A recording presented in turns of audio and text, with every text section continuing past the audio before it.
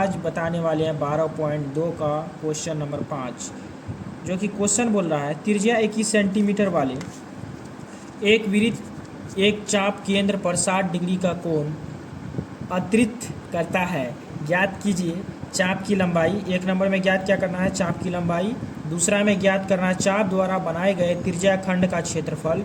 तीसरा में ज्ञात करना संगत जीवा द्वारा बनाए गए वृत्त खंड का क्षेत्रफल। यानी कि क्वेश्चन में तुमको पहले निकालना है चाप की लंबाई, फिर जो चाप के द्वारा जो त्रिज्या खंड बनेगा उसका क्षेत्रफल निकालना है, फिर संगत जीवा द्वारा बनाए त्रिज्या खंड। तो क्वेश्चन में जो जो दिया है पहले उसको लिख लेंगे, फिर हल करेंगे। समझो अच्छा जी।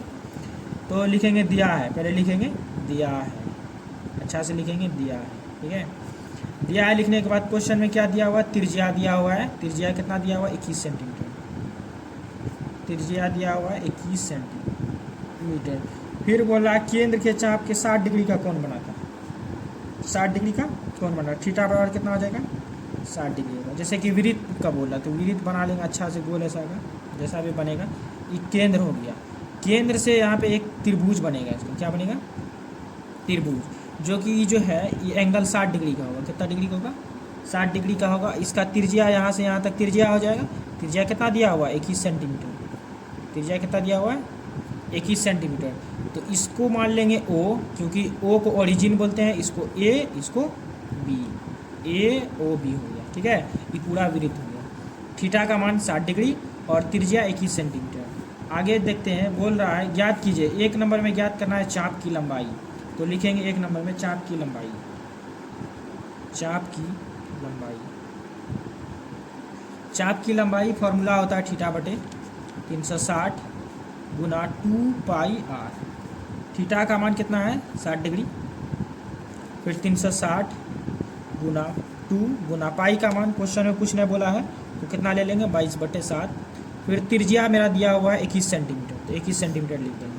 अब कौन कौन कट रहा है उसको कटाएंगे। 0 0 कट गया, फिर 6 6 के 36 6 बार में कट गया, फिर 2 तिया 6 कट गया 3 बार में, फिर 3 सते 21 7 बार में कटा, फिर 7 7 कट गया। अब कितना बच गया ऊपर में, 22 बटे में कुछ नहीं तो अपने मन से 1 दे सकते हैं, नहीं तो डायरेक्ट 22 लिख दो। तो 22 सेंटीमीटर स्क्वायर हो गया। चाप की लंबाई कितना निकल गया, 22 सेंटीमीटर स्क्वायर। अब 2 नंबर में बोल रहा है चाप द्वारा बनाए गए त्रिज्या खंड का क्षेत्रफल। तो लिखेंगे पहले चाप द्वारा बनाए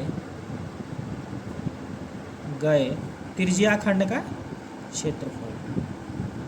त्रिज्या खंड का क्षेत्र, चाप द्वारा बनाए गए त्रिज्या, यानी कि चाप के द्वारा जो बनेगा उसका त्रिज्या खंड। तो त्रिज्या खंड का क्षेत्रफल हम लोग जानते हैं थीटा बटे 360 गुना पाई r स्क्वायर। अब थीटा का मान कितना है, 60 डिग्री है, लिख लेंगे। फिर 360 गुना पाई का मान जानते हैं 22/7। त्रिज्या का मान निकला हुआ है कितना, 21, फिर गुना 21। अब जो जो कटेगा कटाएंगे, 0 0 कटा, फिर 6 बार में 36 कट गया, फिर उसके बाद 2 का टेबल से कटेगा, 2 तिया 6, फिर 11 बार में कटा, फिर 3 सते 21 7 7 7 फिर कट गया, कितना बचा, 11 गुना 21। 11 गुना 21 करेंगे तो कितना आएगा, 231 सेंटीमीटर स्क्वायर। तो चाप द्वारा बनाए गए त्रिज्या खंड का क्षेत्रफल कितना आया, 231 सेंटीमीटर स्क्वायर। अब आगे चलते हैं। अब 3 नंबर में क्वेश्चन में बोल रहा है, यही 5 का 3 में संगत जीवा द्वारा बनाए गए त्रिज्या खंड का क्षेत्रफल। तो पहले लिखेंगे, जो बोला है उसको पहले लिख लेना है, फिर हल करेंगे। संगत जीवा द्वारा बनाए गए वृत्तखंड का क्षेत्रफल बराबर, इसका फॉर्मूला क्या होता है, तो संगत जीवा द्वारा बनाए गए त्रिज्या खंड का क्षेत्रफल। तो यहाँ पे देखो, जैसे कि यहाँ से यहाँ तक तो त्रिज्या हो गया।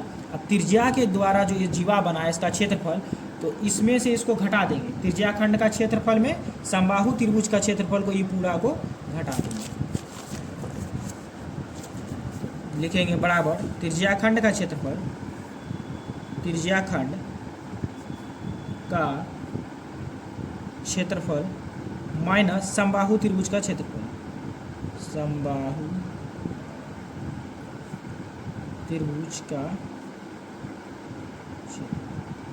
तो त्रिज्या खंड का क्षेत्रफल अभी हम लोग निकाल के रखे हैं, कितना निकाल के रखे हैं 231, लिख लेंगे 231 माइनस समबाहु त्रिभुज का क्षेत्रफल हम लोग जानते हैं √3/4 गुना भुजा स्क्वायर, भुजा को ए से सूचित किया जाता है, ठीक है।